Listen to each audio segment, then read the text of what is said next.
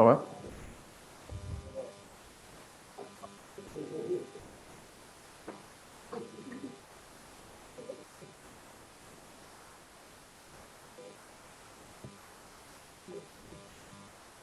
I think we have.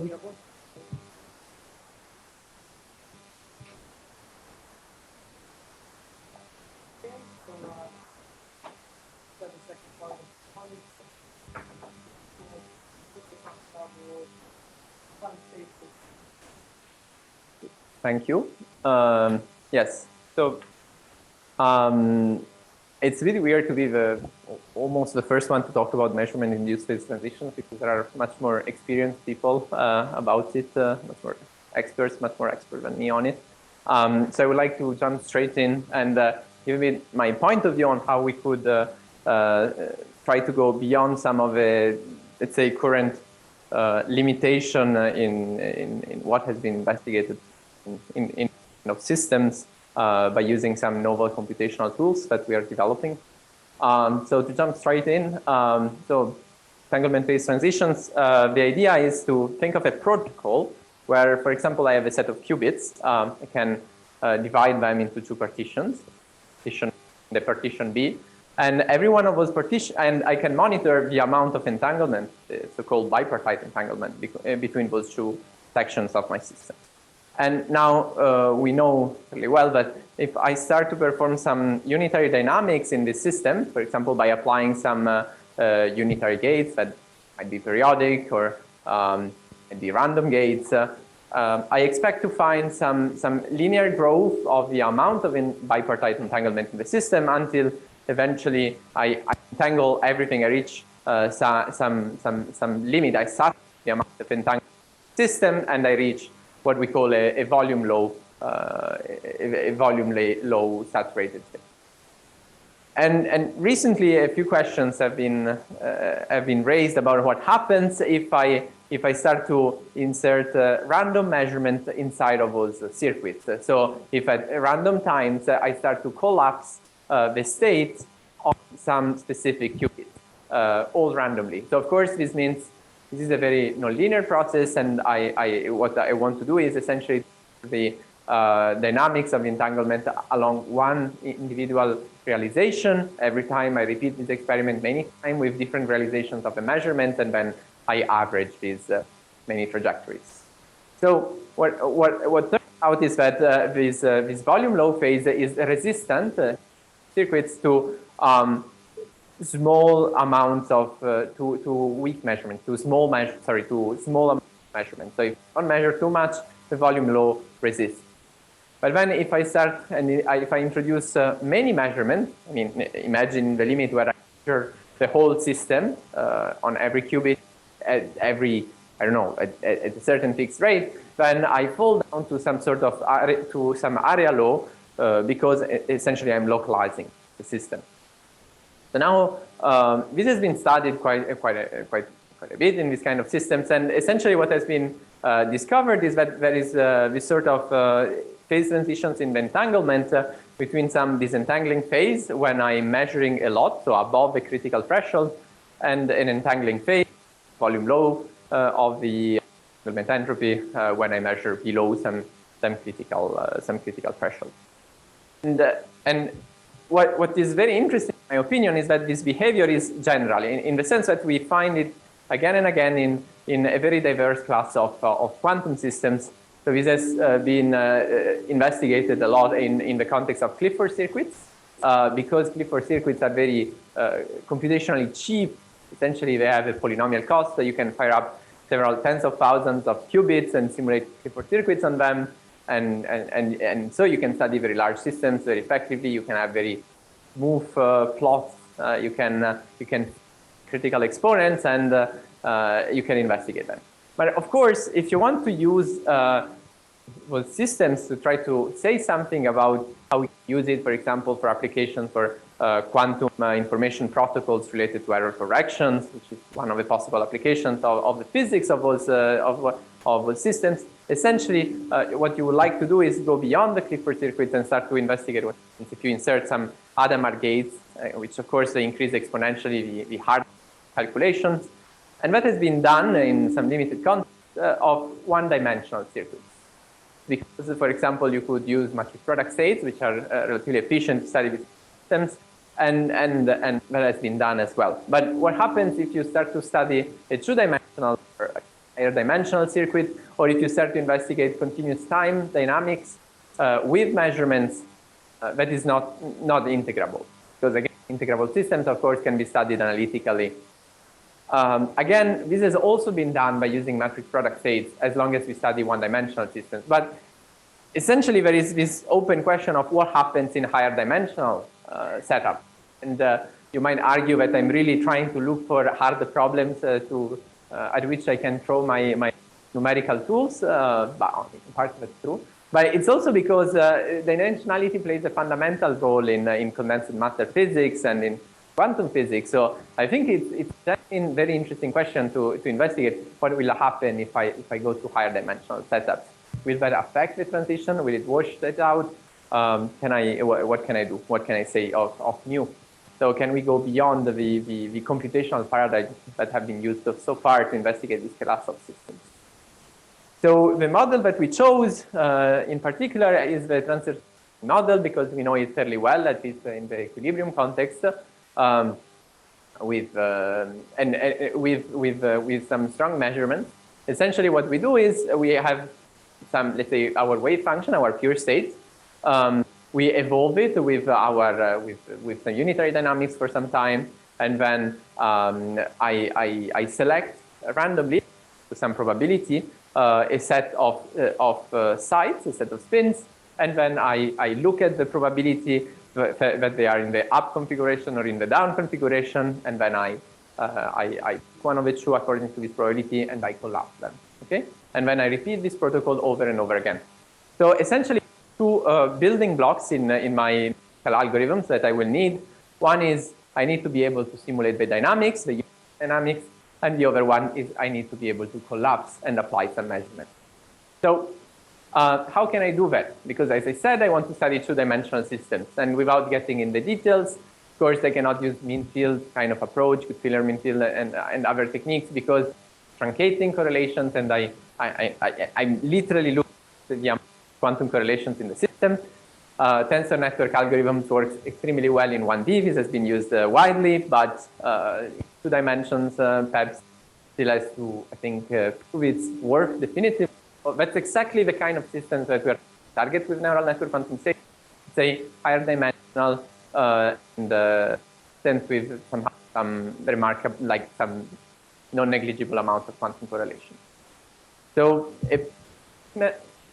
like very quickly, the idea behind neural network quantum states is essentially that if we take the wave function, we expand it into some computational basis like that of ups and downs. You can think of the wave function as literally a function that takes as input your bit string, your representative, right? So you will have your basis will be all spins up, and the last all up, and then down up, etc., etc. You can convert those to essentially an array of numbers that are 1s and -1, so 1, 1, 1, 1, 1, 1, 1, 1, -1, etc. You can think that your wave function is a function that input those and gives number. So normally you would have 2 to the power of n complex numbers that you would index in this way. But what was proposed by Giuseppe Carleo in 2017, and we've been developing in the meantime, is to essentially to approximate these with a neural network. So you feed those bit strings that represent one basis into a neural network, and this would output a complex number. That's your wave function amplitude.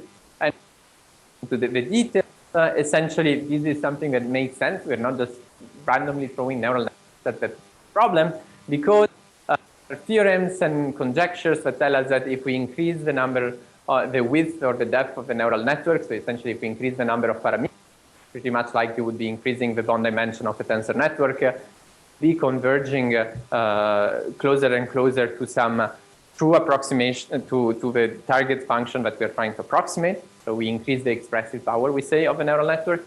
And so already this is, let's say, think of this as a variational approach to the representation of a wave function. And second, because essentially we can, neural network quantum states, we have a few analytical results recently, can approximate matrix product state, perhaps and volume law state efficiently. Yes?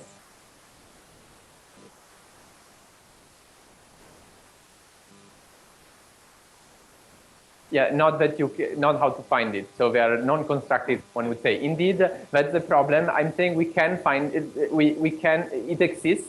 I don't know where it is. I have to find it. It's very hard. It's all the hard. Yes, if someone was able to prove convergence guarantees about this, then I think you win some Turing Award or something, because it's of interest to the machine learning community. However, what we see in practice is that we converge. And I mean, I don't have the time, but we have very strong convergence. We have much stronger convergence guarantees than in machine learning context, because we don't have data. We have first principles. We build optimization problems that are very well behaved. So let's say we're a bit more effective than general machine learning problems. Yes, everything is sometimes, some not, but very often yes. And indeed, it's a nonlinear one. So you could take the limit of infinite neural networks with infinite many weights, and you could do some analytics on top of it and show that essentially you have the solution automatically. It's called the neural tangent kernel or Gaussian process states, but they behave worse than this for serious reasons. Okay, so but for two-dimensional systems, this kind of works. And okay, very quickly, if you wanted to study the Schrödinger dynamics, for example, you have two problems. One is this memory complexity, the wave function is too large to store, and the other is computational complexity of computing values. And essentially, what the way we solve that is that the memory complexity problem is solved by compressing the neural network into the quantum state into a neural network, pretty much like you would compress it into a tensor network. We use neural networks. The computational complexity problem is solved by using Monte Carlo sampling of expectation values. This is not don't do this for tensor networks, because you can compute the expectation values exactly. We can't, so that's the price we have to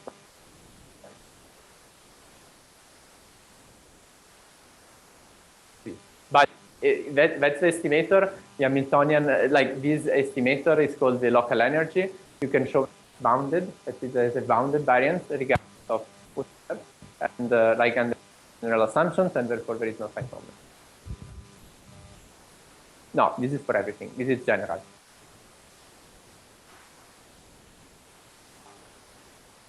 You can use it for anything. Why only for ground state?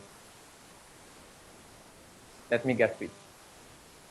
So to this point, how dynamics? Yes. So how do I do dynamics? Essentially, what is known as the time-dependent variational principle, or Dirac-Frenkel variational principle, Lackland variational principle, where you take essentially you take your Schrödinger and you remap it into a differential equation for the parameters. It's a bit of math, but essentially you have this d theta over dt, that's how the variational parameters evolve.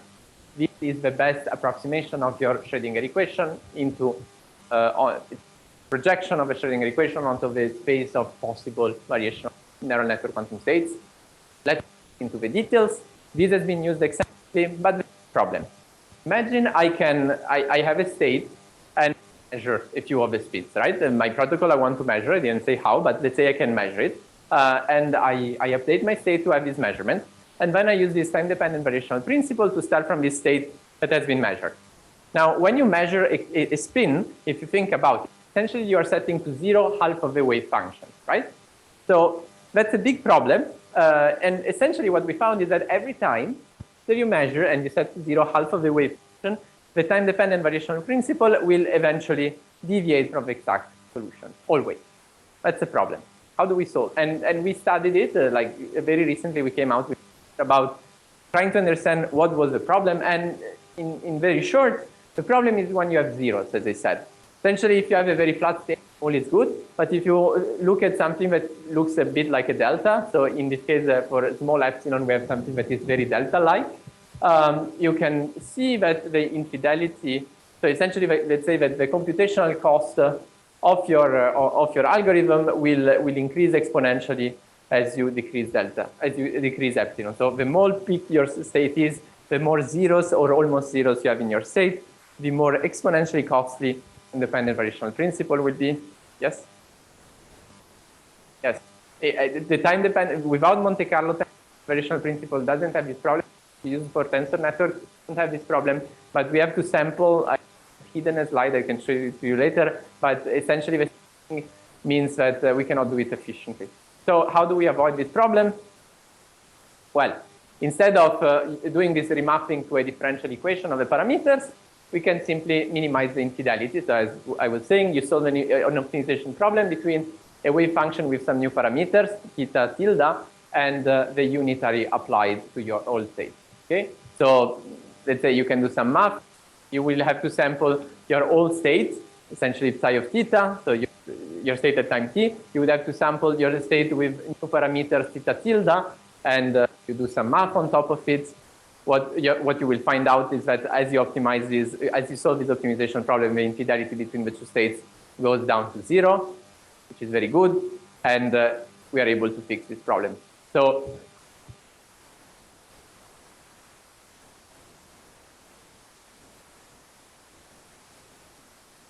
it doesn't.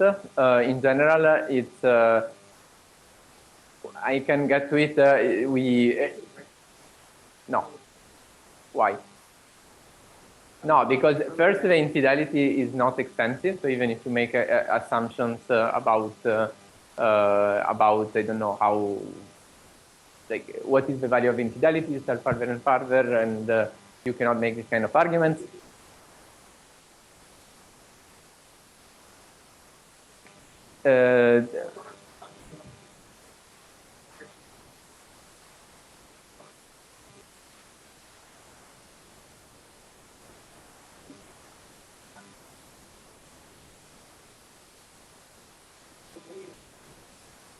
Entanglement is not our limiting factor. It's a very long discussion. I can get to it.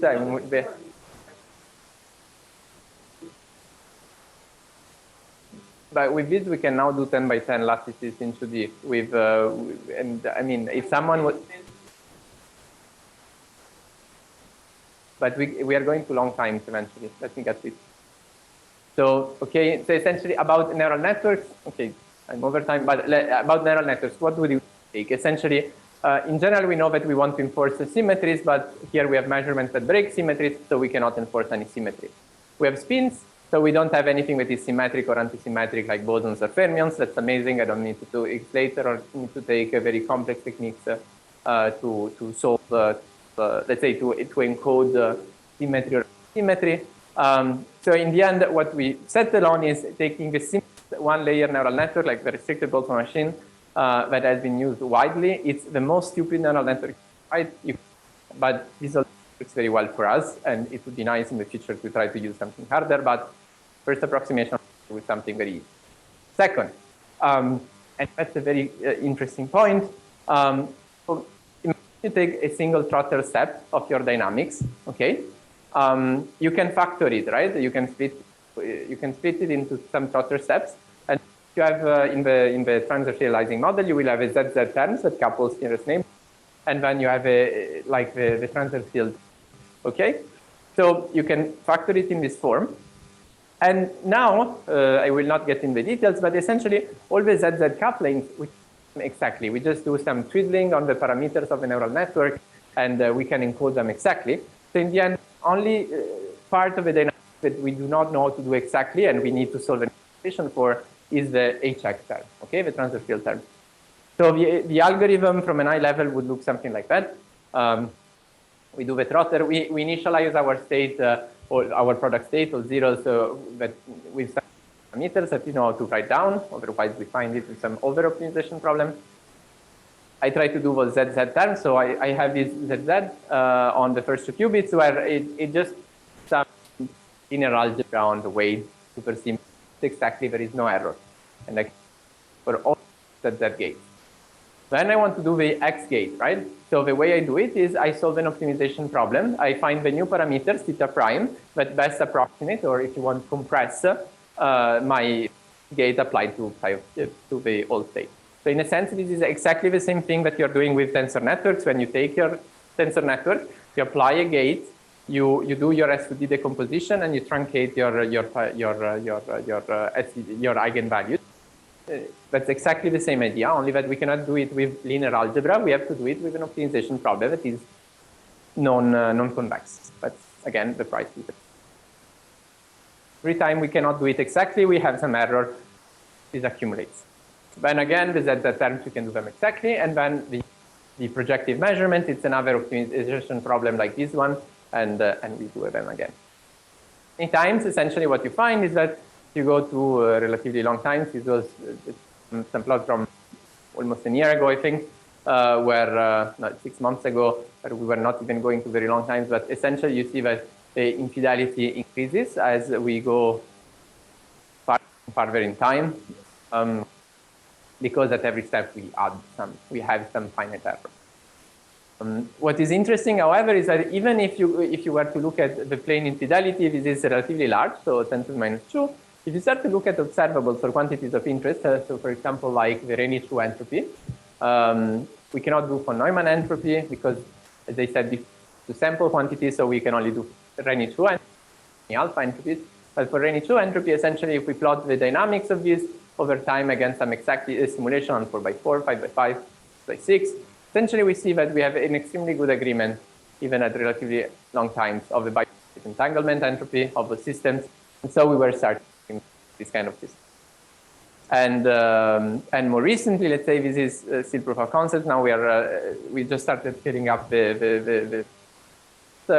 are trying to do 4x4, 6x6, 8x8, and so on and so forth, and averaging over multiple trajectories. To give you an idea, computational cost of 8x8 trajectories is one single trajectory takes about 1 day on a fat computer. Let's say no, without GPUs.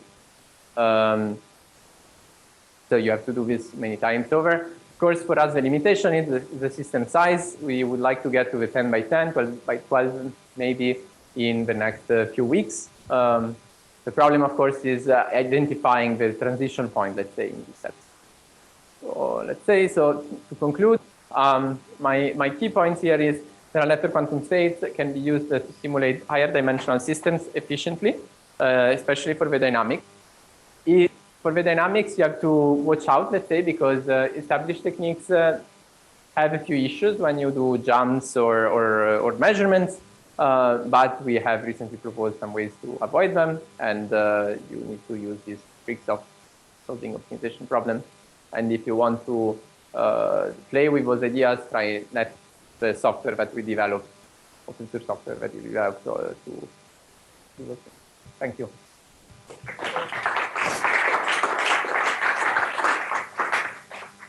Yes?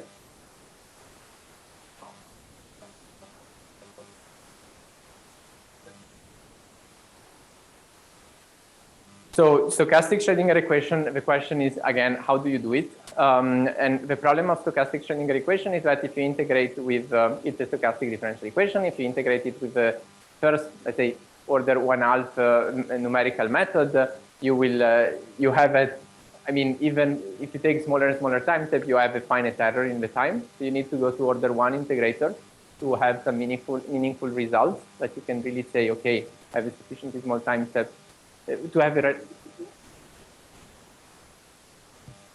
No, what I'm saying is about how you integrate in stochastic.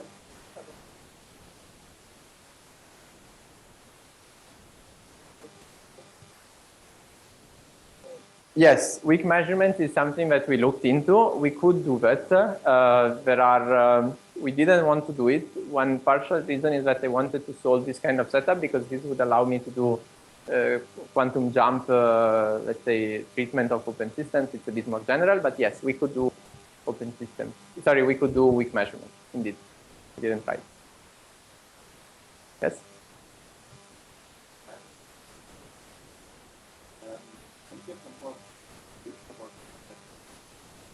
No.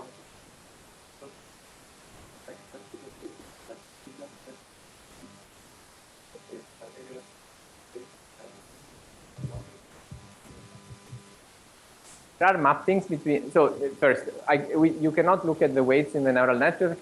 Many people have tried. You can do something very heuristically, but especially if you try, maybe in those very simple neural network, you could in the end manage to very vaguely say something, but as soon as you try some more complex neural network, you will not do anything. So I push about the thing. No, it's very hard to read it. It would be nice, but nobody managed to do it. Second, wait, what was the question? Yes. So there are mappings between three tensor networks or tensor networks in general and neural network. The main difference is that essentially the mapping are valid. So since we have since we have this kind of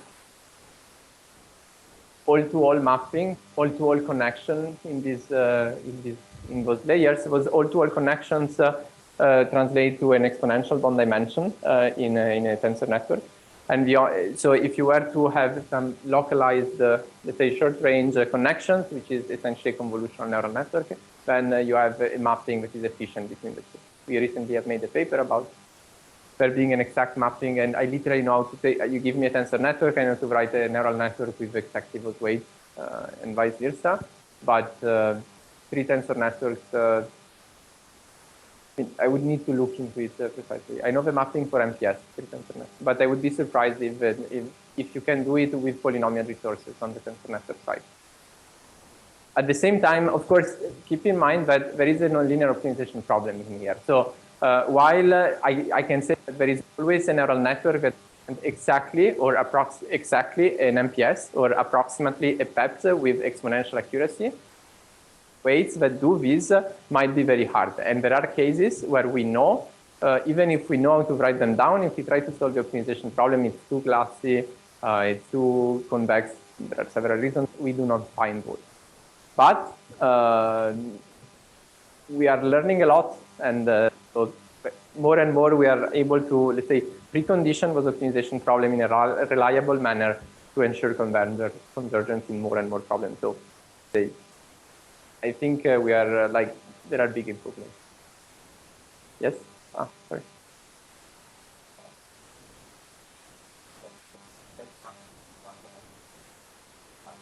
Yeah, we did that. The problem is that neural network quantum state, and we have, that's what we did for, let's say, okay? The problem of benchmarking in one dimension is that neural network quantum states are expensive, okay? So we have, so they scale relatively well. No, let's say they scale between quadratically and cubically with the number of degrees of freedom that you have, okay, in the total computational effort. So, and we have a very big overhead.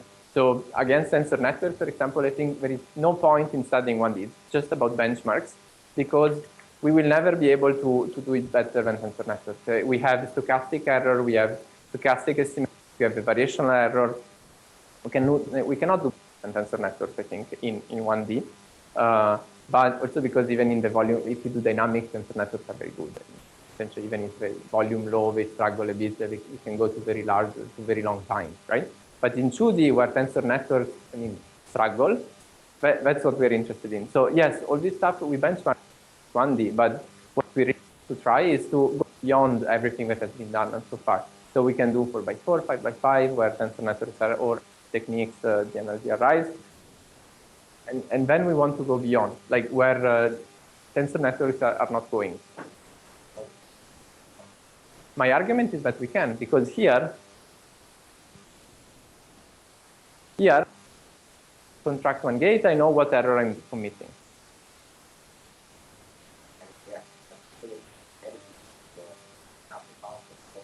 It's an upper bound for the total error. I mean, because then from the infidelity you go to the Fubini study, that is a proper metric, and with the Fubini study you can actually have the infidelity you cannot.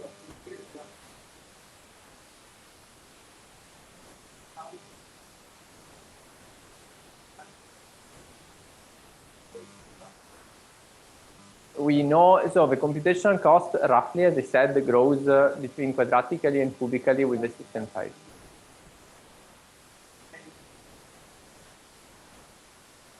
What do you need? You fix the target infidelity you want, and you do the dynamics. Yes.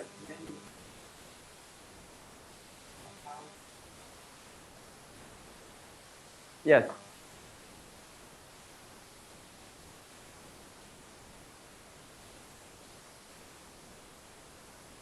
Not even, because I said ZZ we can do. The problem here is doing the HX gates, and the HX gates, it's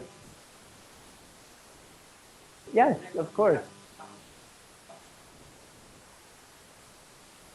As I said, you're thinking at it from the point of tensor network. So tensor networks are linear objects, so you can understand very well what you're truncating, what is the approximation you're doing, where your limiting expressive power is. Okay.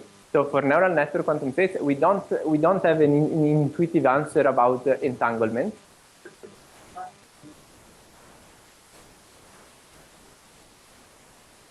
Okay, so, but this would be another talk that I gave recently, but no, wrong.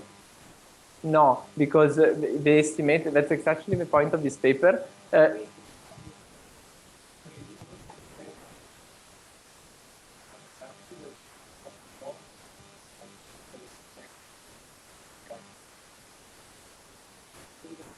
Yeah, let's. Sorry. Thank you.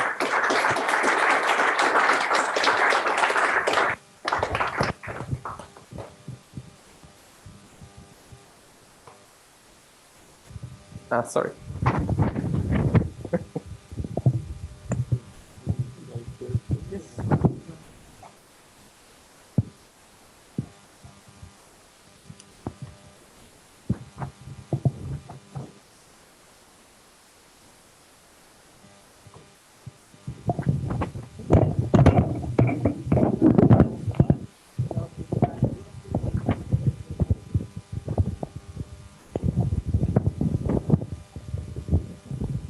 Okay, it worked. Yeah, okay, so thanks a lot. So thanks very much to the organizers. It's always a pleasure to come back here. So I actually started my PhD here at LPPMS. So it's always nice to come back. So this is going to be about some work we did a couple of years ago with Isabelle Bouchoul, who is here. So actually this part, my talk will be quite introductory, and then she will give another talk this afternoon. So this is kind of part one, and then we'll have part two by Isabelle somehow. So it's with Isabelle and also Benjamin Doyon from London, and I'll mention towards the end some more recent project that we have. Brigio, PhD student in Nancy, advising him with Draghi Karecki, my colleague there, and with Lorenzo Rosso, who is finishing his PhD currently with Leonardo, and who has been helping us a lot with what we wanted to do. So, okay, so as I said, this is going to be very introductory. So imagine we have a model for a gas, here a classical gas, which is hard spheres in 2 dimensions. Okay, so we look at relaxation in that system. So, okay, general statistical physics principle tell you that after some relaxation time, the gas should go towards, should be describable by some macrostate characterized by the conserved quantities in the system here, particle density, momentum, and energy density. So if you know these 3 conserved quantities, then you know the macrostate after some time.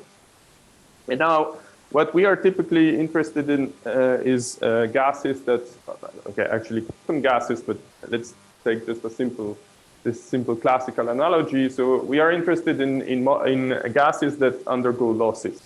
So here, the simple notion of hard. So we just take hard spheres, and at some rate we just remove some particles randomly. So here you see that some of the spheres get colored in blue, and then after a while they just disappear. And okay, and so the type of approach that we would like to be able to develop is an approach that would be valid for very slow losses or adiabatic losses, where after each loss event, the system has time to relax.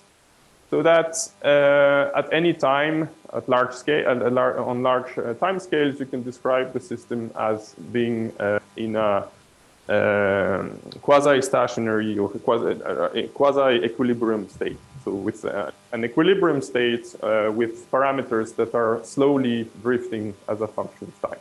So here, because we have these three quantities, we have three parameters that will slowly drift as a function of time. And now we are interested in Isabelle's experiment. So Isabelle's experiment is about the one-dimensional Bose gas. And this is an integrable system, so we should look at what happens for an integrable system as opposed to a system that would go to thermal equilibrium. And again, you can just do that with this simple classical analogy. So here, this would be a classical model for an integrable gas. And what you see is that here the system, if you kick one of the particles initially, contrary to what was happening in 2D, where the energy and momentum was quickly spread over all degrees of freedom, here at any time you have one and one ball only that is moving. And this is simply because you have collisions, elastic collisions in 1D of identical objects. And so because of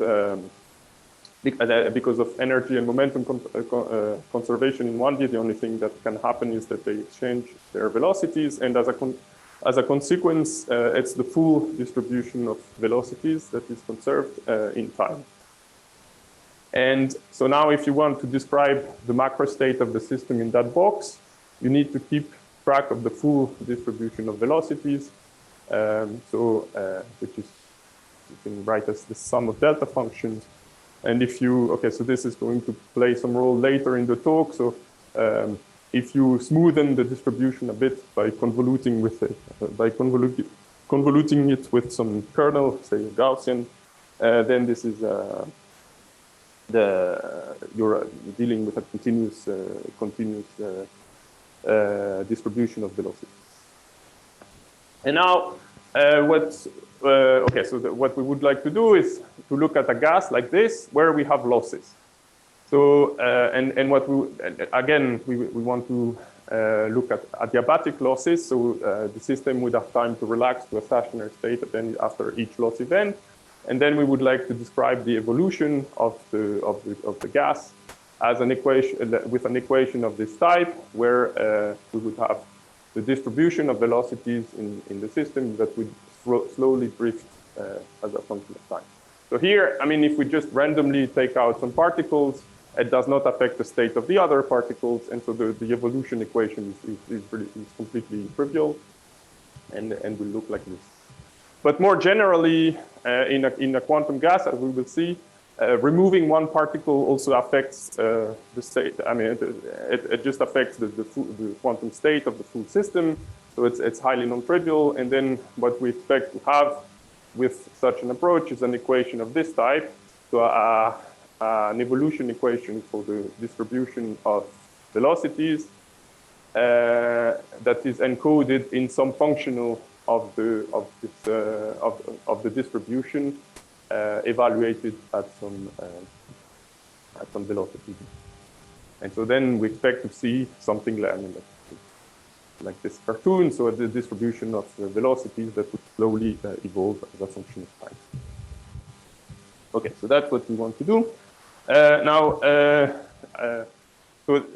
Many people have looked at similar approaches in the past 2 years. I think the first one was Zala. So they had a couple of papers where they introduced this idea of a time-dependent generalized Gibbs ensemble. So a generalized Gibbs ensemble that is slowly evolved with parameters that are slowly evolving. Then there were other papers by other people. As you can see, with these papers, I'm getting a good sample of the organizers.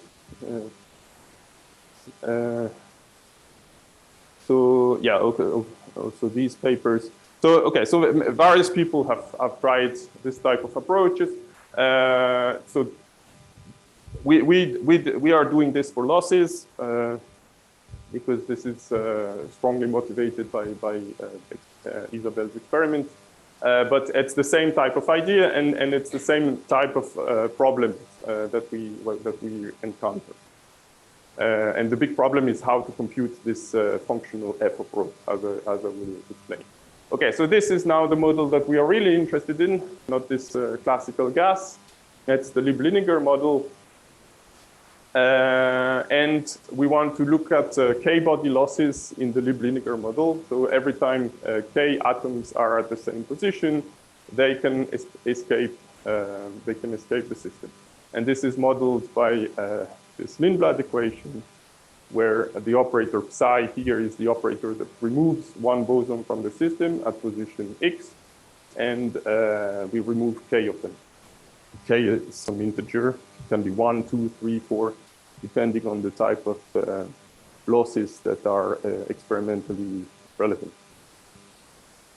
And now the analog of the velocities that I was talking about before are in this system the rapidities, so-called rapidities. So one way to introduce the rapidities that you find in mathematical physics textbooks is to write down the beta wave function. So the eigenstates of the Lieb-Liniger Hamiltonian are beta states, and the beta states are parameterized by a set of quasi-momenta or rapidities that are these V's here. So beta states are sums of plane waves, sums of products of plane waves with wave vectors V. And yeah, and these are the rapidities at the level of the, this is how they appear as eigenstates in the eigenstates of the Hamiltonian. But perhaps a more practical way of thinking about rapidities is to think about an expansion. So if you take your gas in a box and just let it expand, release it from the box and let it expand along one dimension, then at very long times, so initially the particles will undergo collisions. So this will be, you will have a complicated evolution then, but ultimately, after a long time, they will just be sufficiently well separated so that they don't interact at all anymore. And at that time, the momenta of the atoms after they have stopped colliding, these are the rapidities. And by construction, the rapidity distribution is the quantity that is concerned. Okay, so this is just to say that this gives really a practical way to measure rapidity distribution, and this was done for the first time by the group of David Weiss. And so nowadays, this rapidity distributions are really something that you can measure in experiments. Okay, so now how to go from the Lindblad equation to this effective evolution equation for the rapidity distribution. So, well, it's very simple. So you just rewrite your Lindblad equation as an evolution equation for conserved charges in this charges that used to be conserved in the absence of dissipation, but now with dissipation they are not conserved anymore. Nevertheless, they are evolving slowly.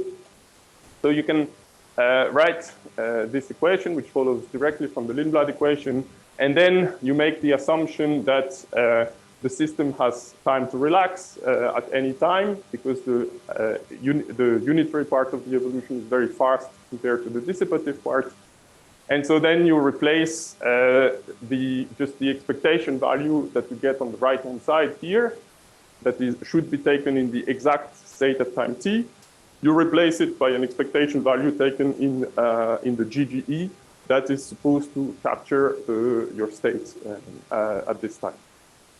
And then this gives you, this closes the set of equation, and it gives you an equation for the rapidity, an evolution equation for the rapidity distribution, which is what we wanted.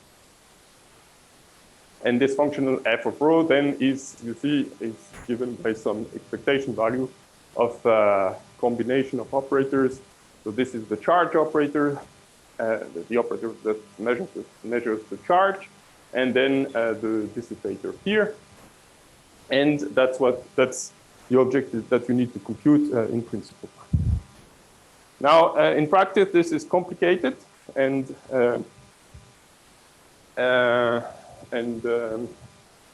okay, so there are some simple results that you can derive, but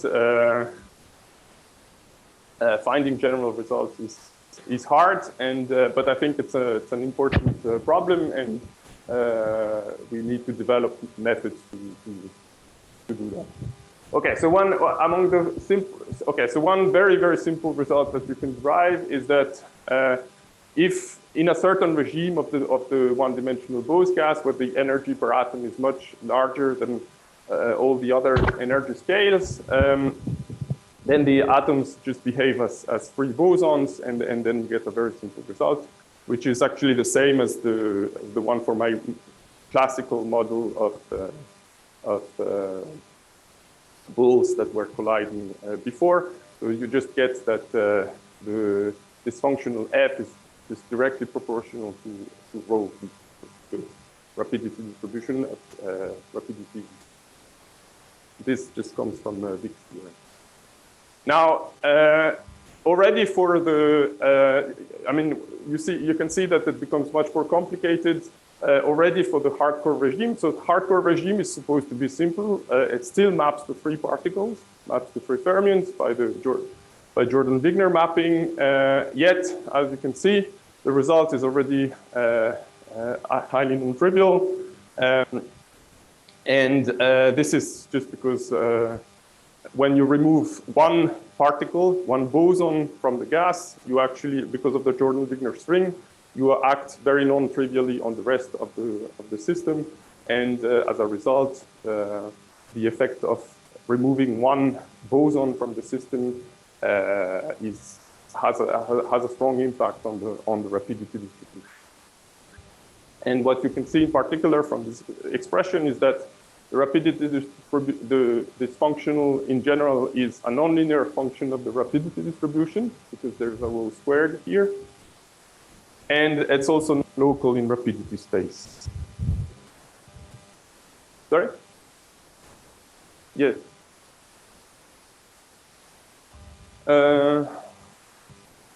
This, well, just because when W goes to V, this vanishes. So it's actually a polar order one. This is a principal value. Everything is zero. So you can rewrite this in terms of Hilbert transforms, and it looks a bit nicer. Yes. Okay, so beyond these three cases, things become hard, but you can do numerics. So what we developed is some method to do Monte Carlo sampling of the Hilbert space and to be able to evaluate this functional f of rho. Okay, and with that you can simulate the evolution of the rapidity distribution in the interacting gas for any value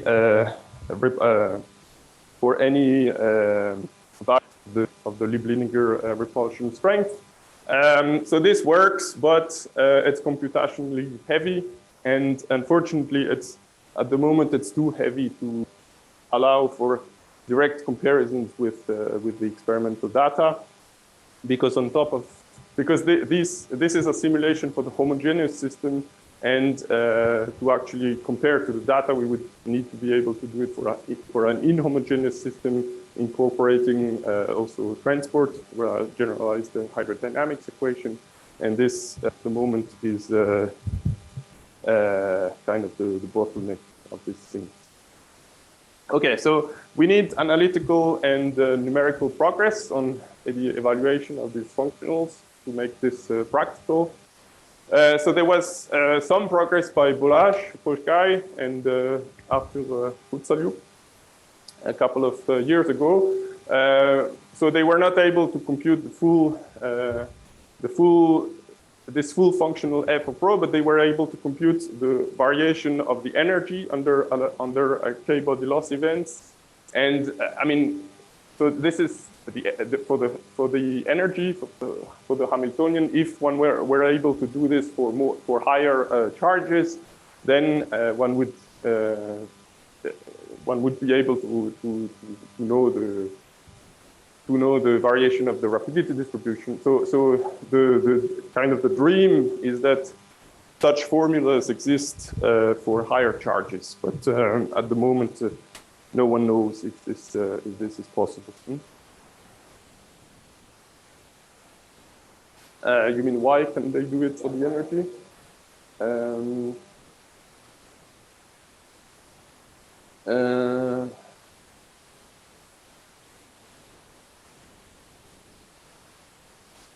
Okay, now.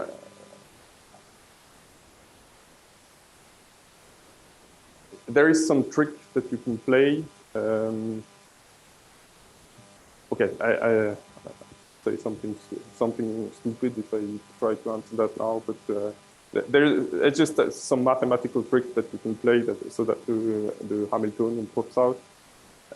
And so it works for the particle number of particle numbers kind of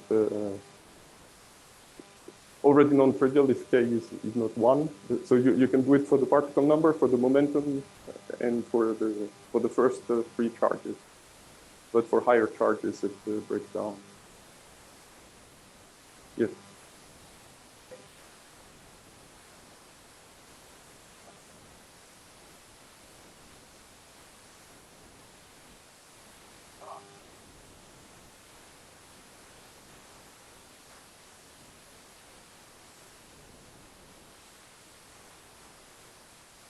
What do you mean by manifold? Yes.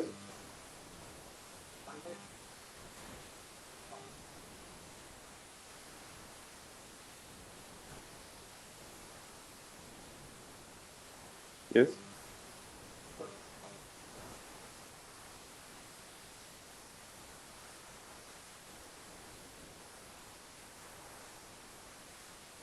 Well, you don't construct a fund that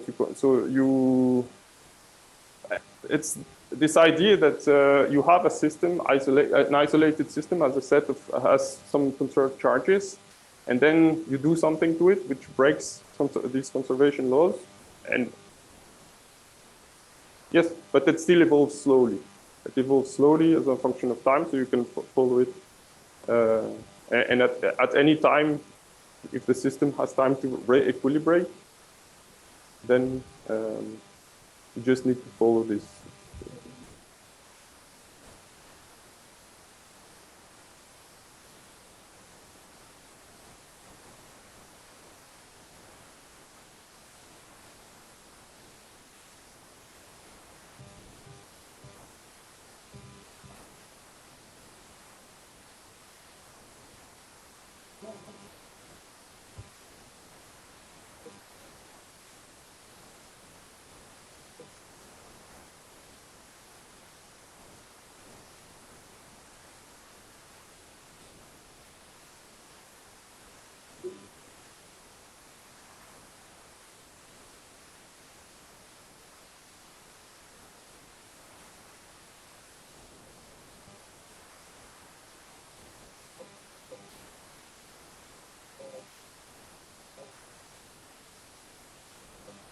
In an eigenstate of the system. Yeah. It's kind of a neat eigenstate thermalization hypothesis type of scenario. So you just assume that the system is at any time is in some eigenstate. And this eigenstate slowly drifts as a function of time because of the dissipative part of the existence.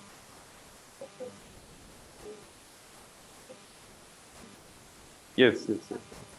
And that works because the observable, because this thing is, yes.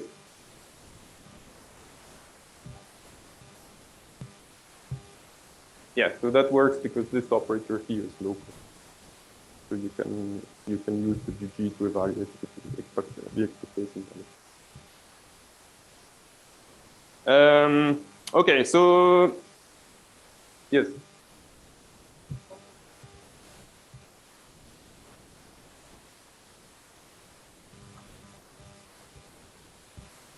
Right, yes, but you can take the third.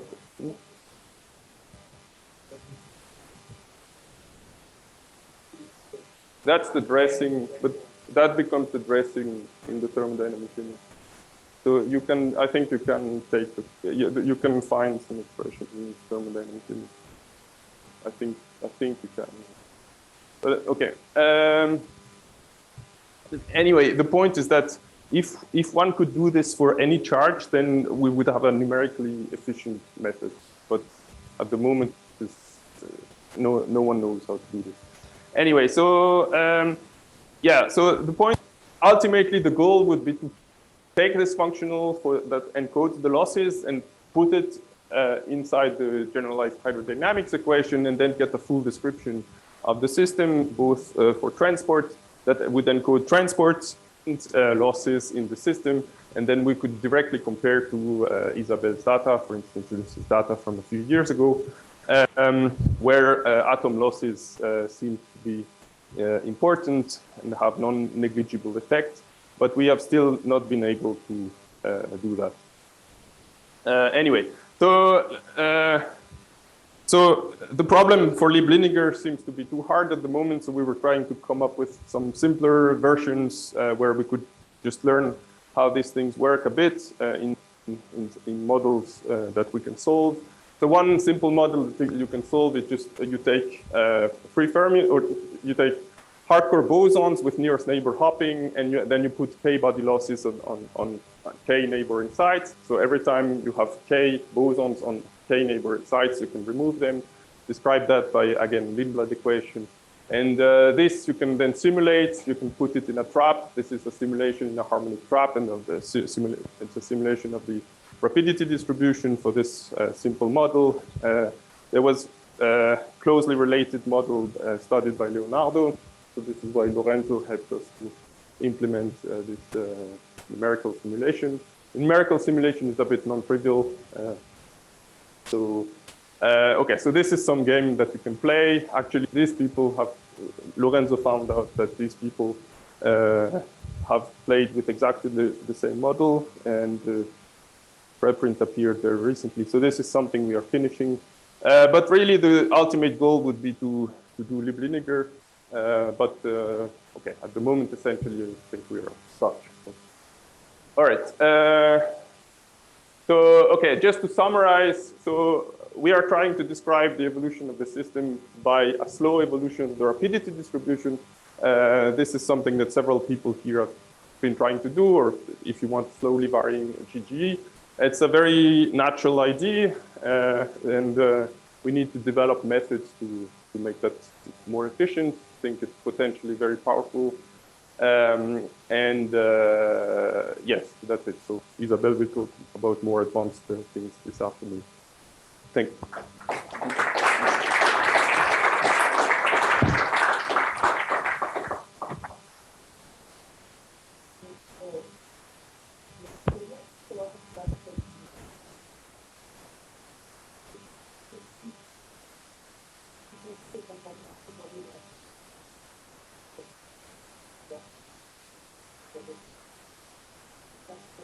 But in what model exactly? But what will be the rule? Yeah, you could do that. Yeah. No, I don't think anyone has done this. But yeah, there are also, yeah, I mean, all sorts of things that you can do. Yeah. Just need to find the motivation. Yeah. No, because you see, I mean, for instance, this, you would never, you see this thing that I showed here.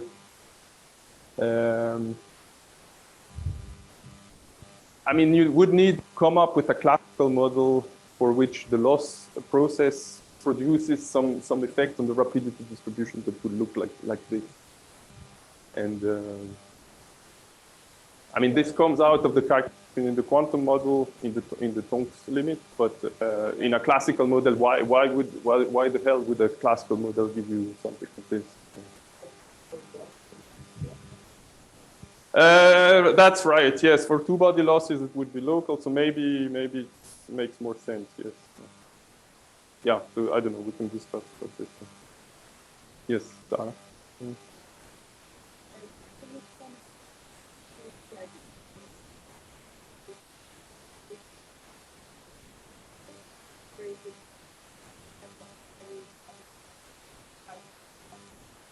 No, it's arbitrary because we just need the input is the matrix elements of this operator between two beta states, and that we know from some algebraic beta that work, including some by Lorenzo. You need to know the matrix element of the operator of the dissipator of the operator that you use as dissipator. Yes. So we happen to know them for this operator thanks to Lorenzo's work. It depends whether they are known or not. And then why is it hard to make it inhomogeneous? It's just because in this generalized hydrodynamics type of approach, you would need to do it for many fluid cells.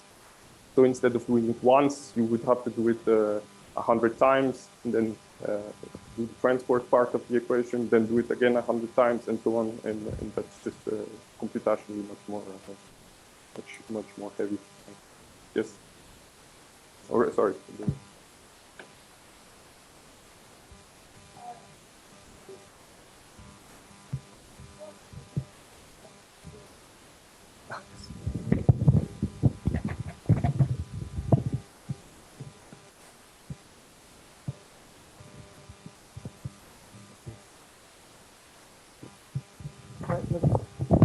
Thank you again for the nice talk.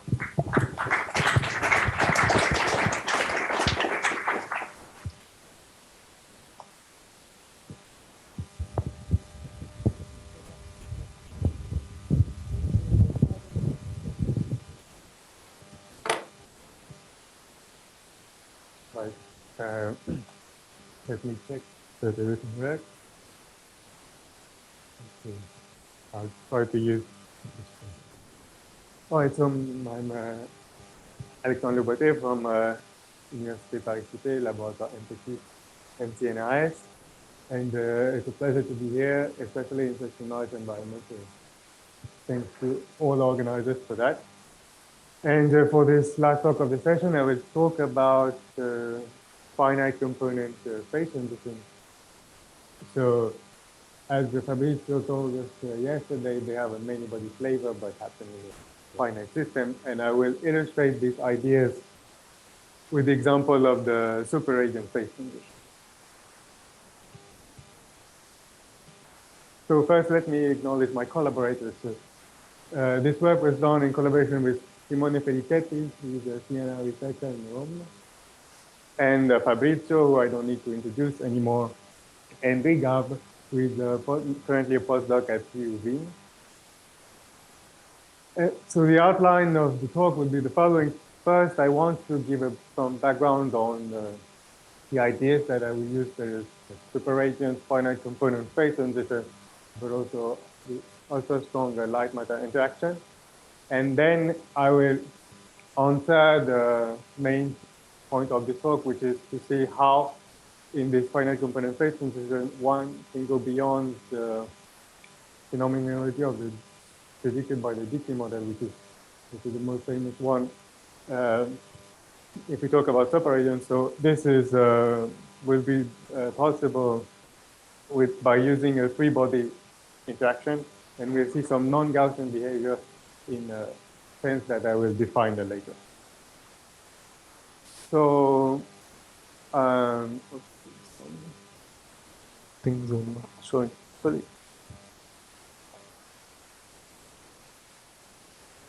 Right.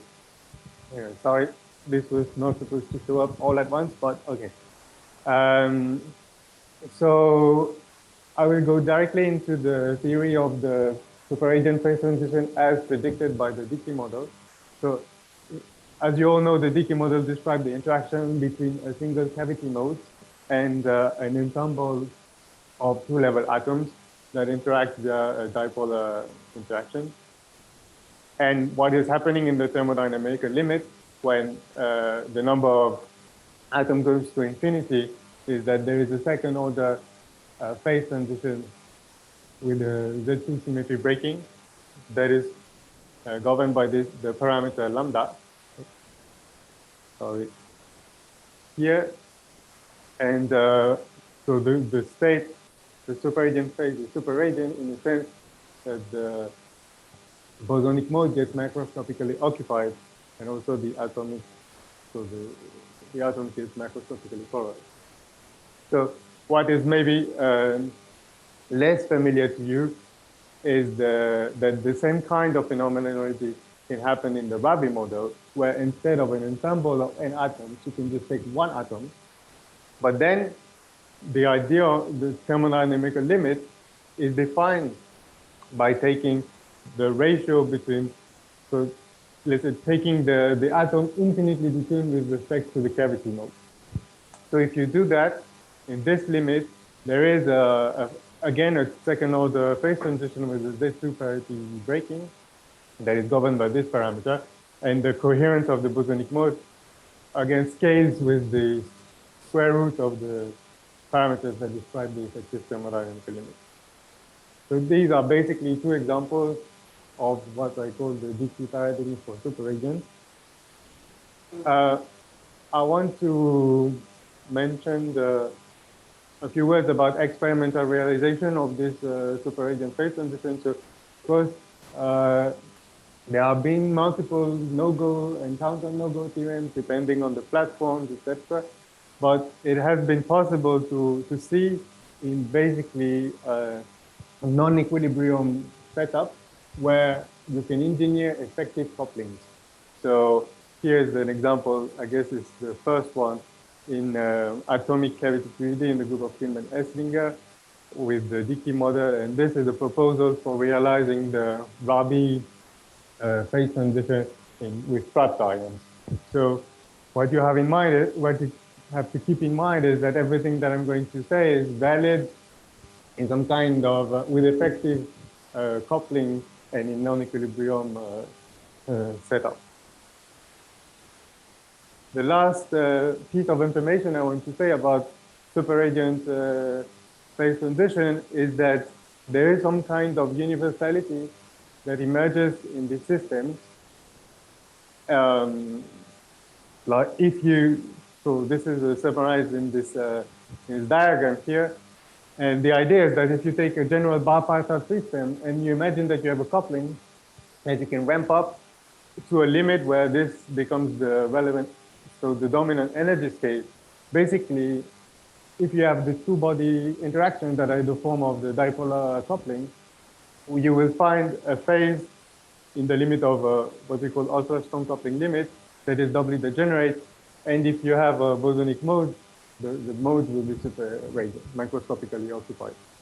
So on top of that, if you can define in the system some kind of thermodynamical limit, like the parameter n I show here, then I mean, this transition to this doubly degenerate phase and superradiant phase can happen either in the form of a crossover, but also as a phase transition. So given to illustrate this point a bit further, I want to show two examples with superradiant phase transition in finite component systems taken with our favorite nonlinear oscillators. But instead of the Rabi model, I take just two nonlinear oscillators, so mode A and B, with the nonlinearity here, and that I introduce some kind of scaling. So here, scaling on the nonlinearity. If I take the thermodynamical limit, I recover a phenomenology that is close to the Dickey model in the sense that there is again a phase transition governed by this parameter. The state is superradiant with the two symmetry breaking, and the two modes are superradiant. But if I change the scaling and do something that is closer to the scaling I introduced for the Rabi model, that is introduce a detuning between the two oscillators that scales with this effective parameter n, then I recover some kind of Rabi-like behavior in the sense that just one oscillator is superradiant and the other is not. So one message of this is that you don't really necessarily need a strong nonlinearity to realize this model. And if it, I mean, basically this nonlinear oscillator are really some basic components of quantum optical systems. So it means that this, what I'm saying is valid in a wide class of systems. So then the question is, can we probe something a bit different and go beyond this phenomenology? And so this is what I'm going to show next. And as you saw, that what played an important role was the symmetry of the interaction, so the symmetry of the parity symmetry of the dipolar coupling. So one idea was to go with three-body interaction, and we see how this changes the nature of the transition. So to do that, we consider the generalization of this dipolar coupling, but to three oscillators. So the general system is depicted here. And I guess if you have paid attention to yesterday's talk, you will recognize the style of this cartoon. So the idea is that now, instead of Z2 symmetry or parity symmetry, then the Hamiltonian is invariant when you change the sign of 2 out of 3 of these bosonic modes. That gives you these three symmetry operators. And if you combine all of them, you see that what you get is actually Z2 times Z2 symmetry. So already with this type of interaction, we expect that if there is a super-Eigen phase transition, instead of a two-fold degeneracy, we get four-fold degeneracy. Before going into more details about this, I want just to say that we propose some implementation with superconducting circuits based on these three nonlinear resonators coupled through an asymmetric flux form squid. So you see here on the sketch, and the idea is the form of the coupling is general, and if it's asymmetric, it will take the general form here. But what we can do is pump with careful tuning of the different pump frequencies so that you have different cycles, and in a well-chosen rotating frame, you have an interaction that takes this form. So there, in this setup, the frequency of the oscillators that appear in the Hamiltonian I showed before are not the bare frequencies of the Hamiltonian, but are actually some kind of detuning between all these pump frequencies, so that one can reach the coupling that is high enough to observe one to observe.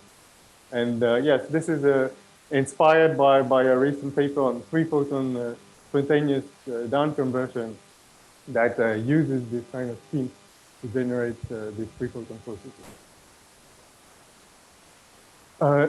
Now, so there is a super-Eigen transition, and we see that when we introduce this parameter scaling, so sorry for the change of notation, but the effective parameter is this eta, and we're introducing the following scaling on the coupling and the nonlinearity. And when eta goes to infinity, the semi-classical mean field analysis tells me that there is a phase transition governed by, again, this parameter lambda. And so the first order transition happened for lambda larger than 3/2 square root of 2. And within the semi-classical analysis, we recover the scaling that is we expected, in the sense that these expectation values of these operators scale with square root of eta. Now, this is semi-classical theory, so the idea was also try to see some quantum behavior in this. So we did with Fabrizio and the other guys some exact numerical simulation. So here I show you on the left the rescaled photon number in one of the modes. So this is homogeneous system, so it's equal in the three modes. And you see that for various values of the parameter eta, the curves collapse, and you see the first order transition in the number of photons here. And on the right are some information on the spectrum.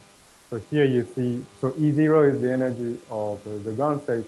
And after the transition, you see that the four first eigenvalue are degenerate. And here, E4 is the first excited state, and you see gap closing here. So this is some indication that this what we see is not artifacts of semi-classical theory. But to go further, we still need to try to see some kind of quantum like quantumness and non-Gaussianity that I have announced earlier. So what we looked at is some correlation function that involves three quadrature of the field. Sorry. So this cos-qness that is involves xa, xb, and xt, with x is the usual x quadrature of the field. And this formula is valid for expectation value 0 for the three, but it generalized to the general expression. And then also, since we are in the context of quantum optics, we also wanted to check the second order autocorrelation function. So this is what we got. So in terms of second order correlation function, we see clearly there's very large fluctuation just before the transition, but D2 remains larger than 1. So it's not really unexpected so let's say in terms of, there is no quantumness in the state, or as would be witnessed by D2 smaller than 1, let's say. But what is much more interesting is the plot of the cos-qness. So it is in the thermodynamical limit, it's 0 in the normal phase and -1 in the superradiant phase. But at the transition, it goes below -1. So this 0 value or -1 is what we expect from semi-classical theory. But actually, even if we include some Bogoliubov, so quantum fluctuations within Bogoliubov theory on top of the mean field calculations, so we stay within a Gaussian theory, there's no way we can get -1 for the cos-qness. So we check that analytically. So in the end, this cos-qness that is smaller than -1 is really an indication of something that it cannot be captured by midfield fluctuations. So this is really something new and is rooted in the form of the interaction that we have. So this is what we coined the non-Gaussian transition to distinguish from the usual DT paradigm or dipolar interaction. Then just, I want also to add that, of course, we wanted to add some dissipative processes in the system. So within the framework of Lindblad master equation. And this, in this effective implementation, just adding these dissipative processes already drives the system to a non-trivial steady state, because the one single photon loss do not drive your system to the ground state. So in the beginning, our idea was to really study as, in a general framework of what Fabrizio has shown yesterday, the dissipative phase transition, and to see the difference between the ground state physics and steady state in this case. But so we did that with Monte Carlo wave function simulation. And since we want to probe the transition, we had to deal with large entropy, very large photon number. So all in all, it makes it a very demanding simulation. So let's say that what we managed to do is to check the robustness of our main findings when we include dissipation. And we will have to do further numerics to try to really study this in details. But the idea is that so you see the difficulty in the simulation is shown in the fact that we can only go as far as eta equals 3, so pretty far from infinity. And so we looked at the number of photons to see if we can still see the transition in the steady state. And we do see some kind of signature of the transition. And fortunately, we also see that the Gaussian fluctuations are still present, in the sense that it's still below -1. It's still outside the framework of what is known previously for phase transition in the finite component system.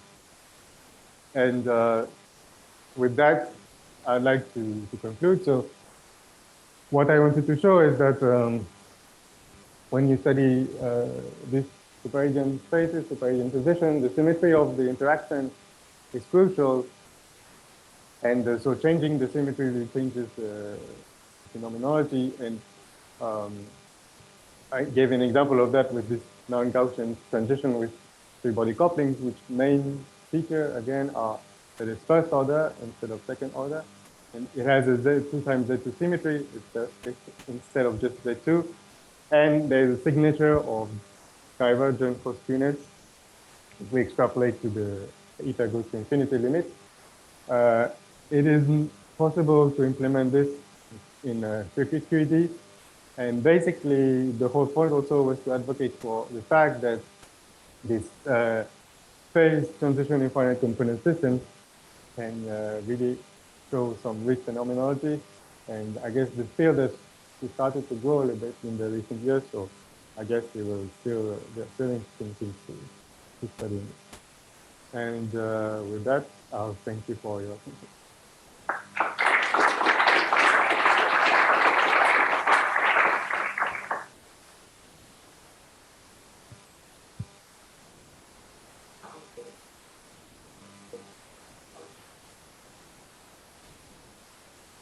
The dagger A is small in the normal phase, but as soon as you cross the transition, it's really hard.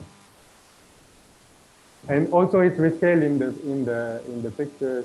It's rescaled by this eta parameter. So no, 3 is let's say that. So to get the let me get that. So first, so this is rescaled by eta. Yes, but the photon, it's not the photon number, it's the photon number rescaled by eta. So in the simulation, it's larger multiplied by eta. It's just to compare the curves and to see the collapse, we need to rescale by eta. And then also it's 3 resonators. And so I will, I see Fabrizio that is want to intervene.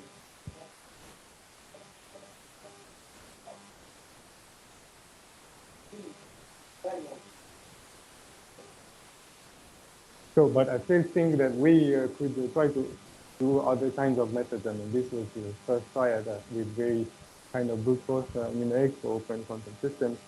But, and also that, yeah, so I guess, yeah, that's what we did. We could achieve, but I hope that we could do better with the more advanced teams.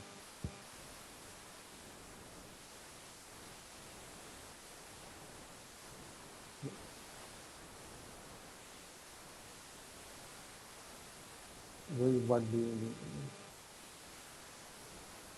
Yes, I need the U, so I need it. Yes, so basically already in the basic scheme where you have only two, so dipolar interaction, for example, what happened is that the U will stabilize the system. Because if you just take two oscillators with this A plus A dagger times B plus B dagger coupling, for example, at some point, the system, if you ramp up the coupling, at some point the system becomes unstable in the sense that it becomes unbounded from below. But if you add this nonlinear term, then it stabilizes and goes to the super-eigenphase phase. So the idea is that we need U, but it doesn't have to be very large.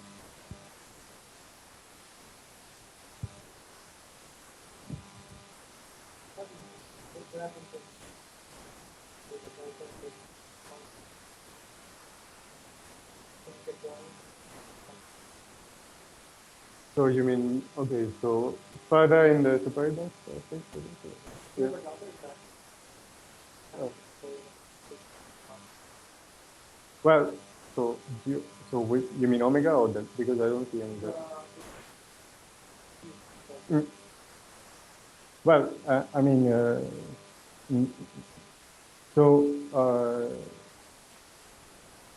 yeah, I guess what is interesting in this is really more like the transition, but once you are at this, I mean,